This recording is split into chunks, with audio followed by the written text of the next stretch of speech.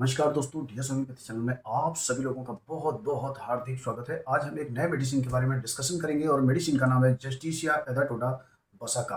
कुछ लोग जस्टिसिया भी बोलते हैं, कुछ लोग बसाका भी बोलते हैं। और जहाँ पर ये कूट सब्सटेंस इसका अवेलेबल रहता है, क्योंकि ये एक इंडियन हर्ब्स है, उससे इसकी मदर टिंचर प्रयोग प्रिपेयर की गई है। फिर इससे अदर पोटेंसी की भी मेडिसिन बनाई गई है। ठीक है दोस्तों, फिर हम आगे इसको ये भी बताएंगे कि किस पोटेंसी में ये ज़्यादा इफेक्टिव है, इसका हमें प्रयोग कैसे करना चाहिए। ये सब हम आपको कुछ डिटेल से बताएंगे। ठीक है दोस्तों, अब हम आगे चलते हैं।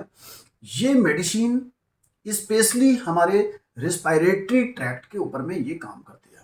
ठीक है दोस्तों, तो ये कैटरल टाइप यानी कि खांसी किसी भी तरीके की हो, चाहे वो ड्राई कफ हो, चाहे वूपिंग कफ हो, या विजल साउंड आ रहा हो, या ब्रोंकियल की प्रॉब्लम हो, सांस की प्रॉब्लम हो, या ब्रीदिंग का प्रॉब्लम अगर हो रहा हो, इसके साथ साथ कफिंग की प्रॉब्लम हो, तो उस कंडीशन में ये जस्टिसिया एदाटोडा बसाका हमारी मदर टिंचर बहुत अच्छा काम करती है।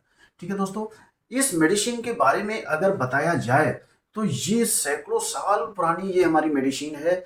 लोग इसको इस्तेमाल करते चले आ रहे हैं। तो इसका जो बसाका का जो पत्ता, जो लीफ होता है, कुछ लोग डायरेक्टली पुराने समय में लोग उसको पानी में बॉयल करके भी, जब भी कफिंग का प्रॉब्लम होता था तो वहां पर उसको इस्तेमाल करते थे। अब ये नहीं है कि केवल ये कफिंग के लिए प्रयोग होती है, और भी ये कई जगहों पर बहुत अच्छे से ये वर्क करती है। बट जैसा कि मैंने बताया कि स्पेशली ये रेस्पिरेटरी ट्रैक्ट के ऊपर में ये बहुत अच्छी काम करती है। ठीक है दोस्तों, नेक्स्ट अगर हम सिम्टम्स की तरफ चलते हैं, तो अगर ब्रोंकियल अस्थमा, जिनको ब्रीदिंग का प्रॉब्लम है, जिनको सांस का प्रॉब्लम है, जिनको चलने से ही जिसको बोलते हैं कि सांस फूलने लगना या दम फूलने लगना, उस कंडीशन के लिए भी ये मेडिसिन बहुत इफेक्टिव है। ठीक है दोस्तों, तो स्पेशली ये हमारी कहां पर काम करती है, लंग्स के ऊपर में हमारी ये काम करती है।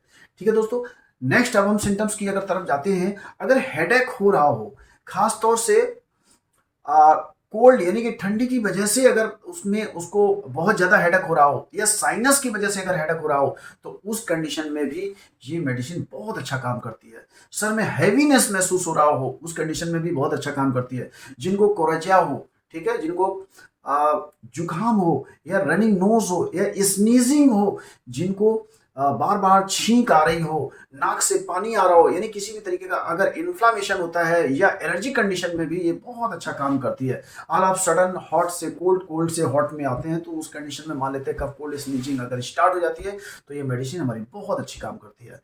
नेक्स्ट अगर हम ये जाते हैं थ्रोट के ऊपर, यानी गले में इसमें बहुत पेन होता है। और कब, खास तौर से जब हम कोई चीज खाते हैं, तो उस कंडीशन में अगर हमारे गले में अगर दर्द होती है, तो उस कंडीशन में भी ये बहुत अच्छा मेडिसिन काम करती है।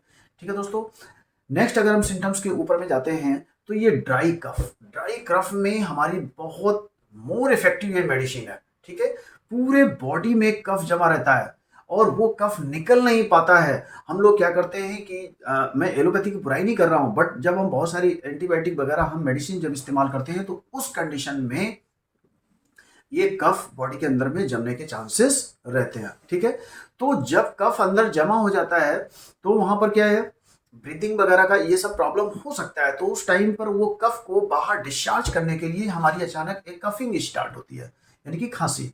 तो खांसने से क्या होता है कि उसमें प्रेशर लगता है, उस प्रेशर के थ्रू वो हमारा कफ बाहर डिस्चार्ज होने का पॉसिबिलिटी रहती है, उसके थ्रू निकलता है। ठीक है दोस्तों, अब नेक्स्ट अगर हम आते हैं, इसमें रैटलिंग साउंड आती है, यानी कि घड़ की आवाज आती है। हार्डनेस ऑफ द वॉइस में उसमें काफी हार्डनेस आ जाती है, यानी कि जिसको बोलते हैं कि आवाज एक बैठी बैठी सी महसूस होती है। ठीक है, तो ये मैं जैसा बताया था कि ड्राई कफ हो, चाहे हुपिंग कफ हो, या नॉर्मल कफ हो, ठीक है। और अगर ये वेट कफ में इतना ज्यादा इफेक्टिव नहीं है कि अगर जिसमें कफ आ रहा है, लेकिन जो ड्राई कफ है यानी सूखी खांसी है, उसमें बहुत अच्छा ये काम करती है। और अगर इसका लोअर पोटेंसी अगर 3x अगर मिलता है, तो और भी अच्छे इसके रिजल्ट मिलते हैं। तो नेक्स्ट हम आते हैं, इससे सिमिलर मेडिसिन और कौन कौन सी हो सकती हैं।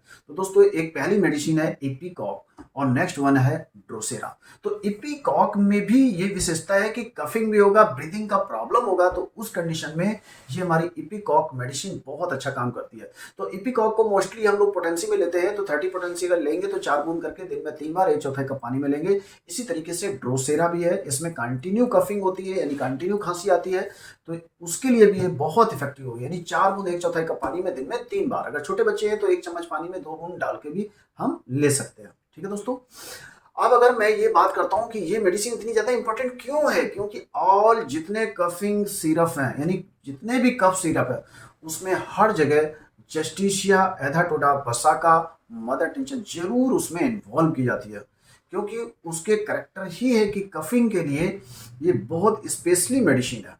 ठीक है दोस्तों, नेक्स्ट हम आते हैं, ये चाहे एक्यूट कंडीशन हो या क्रोनिक कंडीशन हो, ये हर जगह बहुत अच्छा काम करती है।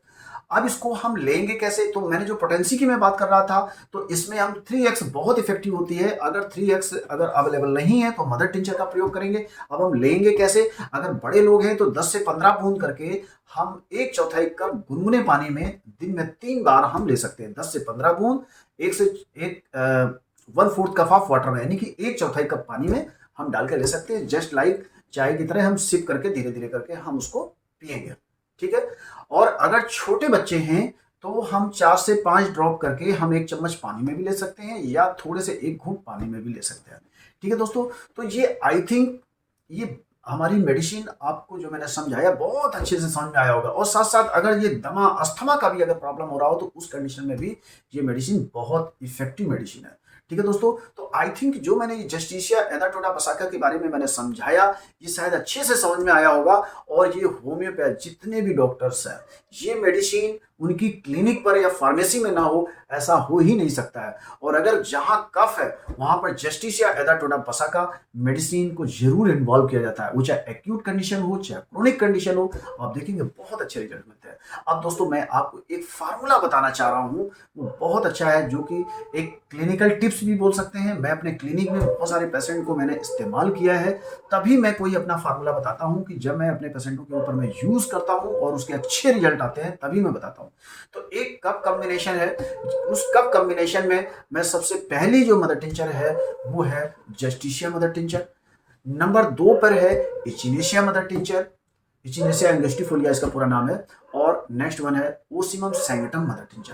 तो दोस्तों ये 3 मदर टिंचर हो गई, एक जस्टिसिया मदर टिंचर हो गई, इचिनेशिया एंगस्टिफोलिया मदर टिंचर हो गई और हमारी ओसिमम सैंगटम मदर टिंचर हो गई। अब इनको हम बनाएंगे कैसे, मान लेते हैं कि अगर आप 30 ml अगर प्रिपेयर कर रहे हैं तो 10 mm जस्टिसिया एथाटोडा बसाका मदर टिंचर ले लेंगे, 10 mm इचिनेशिया एंगस्टिफोलिया मदर टिंचर ले लेंगे और 10 ml हम ओसिमम सैंगटम की मदर टिंचर ले लेंगे। और एक ये हमारी 30 ml बन करके तैयार हो जाएगी, यानी कि 30 ml में 10 ml तीनों मेडिसिन को मिक्स कर देंगे।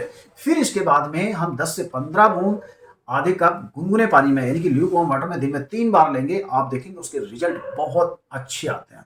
और अगर छोटे बच्चे हैं तो 4 से 5 बूंद 1 चम्मच पानी में दिन में 3 बार दे सकते हैं, बहुत अच्छे रिजल्ट आते हैं। तो आई थिंक दोस्तों ये जस्टिसिया एथाटोडा बसाका मदर टिंचर के बारे में जो मैंने आपको बताया बहुत अच्छे से समझ में आया होगा। फिर भी अगर कुछ क्वेरी है, you are most welcome, please put any comments in my comments box और देन आई विल रिप्लाई। ठीक है दोस्तों, तो आई थिंक मैं इस वीडियो को यहीं पर फिनिश करूंगा, आपको अच्छे से समझ में आया होगा। और जो हमारे चैनल को पहली बार देख रहे हैं प्लीज हमारे चैनल को सब्सक्राइब करिएगा और हमारे इस वीडियो को जरूर शेयर करिएगा, लाइक करिएगा। और मैं इसी के साथ में इसको मैं यहीं पर फिनिश करता हूं। Thank you so much. जय हिंद, जय भारत।